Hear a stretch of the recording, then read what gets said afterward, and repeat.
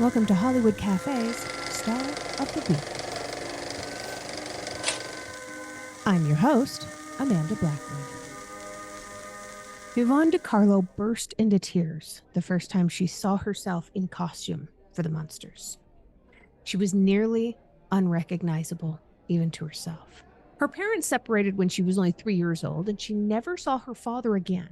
In her autobiography, she wrote that he probably died before she even became a film star. She was born Mary Yvonne Middleton, but she chose her stage name by using her middle name and her mother's maiden name of De Carlo. She later explained that she changed the name because she didn't look like the all-American girl next door, and that's the mental image a name like Margaret created. In her youth, she loved the films of Fred Astaire and Ginger Rogers. She won second place in the Miss Venice Beach contest of 1940. The prize was a check for $25.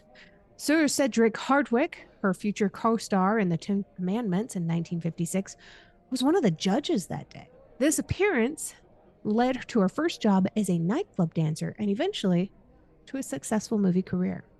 She signed 2 5-year contracts with Universal and Universal International Pictures. This is the studio that made her a star.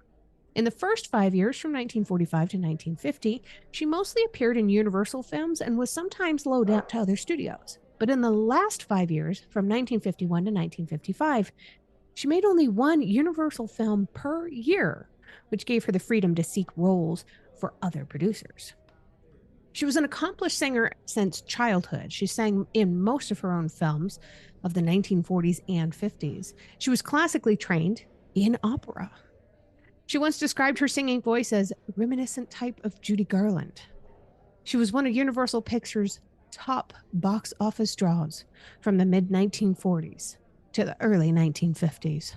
Who would have thought this, looking at Lily Munster? She was greatly admired by the famous Italian actress Sophia Loren. She grew up watching Yvonne De Carlo's films. In 1965, in an interview, she told a columnist, "Particularly, I loved Yvonne De Carlo. She was my favorite. Others too, like Rita Hayworth, but I used to dream I was Yvonne De Carlo." And I liked that one little, what was her name? June Allison, too. But for me, there was only one Yvonne De Carlo.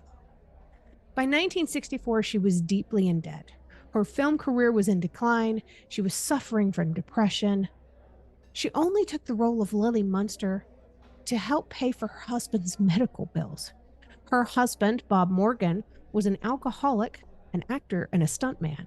He had suffered near-fatal injuries while filming How the West Was Won in 1962. By her own admission, she never imagined at the time that the Munsters would become such a big hit. She also had mixed feelings about the show. She was grateful it returned her back to the spotlight, but she felt its popularity tended to overshadow the rest of her career. She met Bob Morgan on the set of Shotgun in 1955. They were married for 19 years until their divorce in 1973, after she'd paid off all of his medical bills. Though Al Lewis played Yvonne De Carlo's father on the Munsters in 1964, Al Lewis was actually 1 year older than she was. Yvonne De Carlo was named the honorary mayor of North Hollywood in 1966.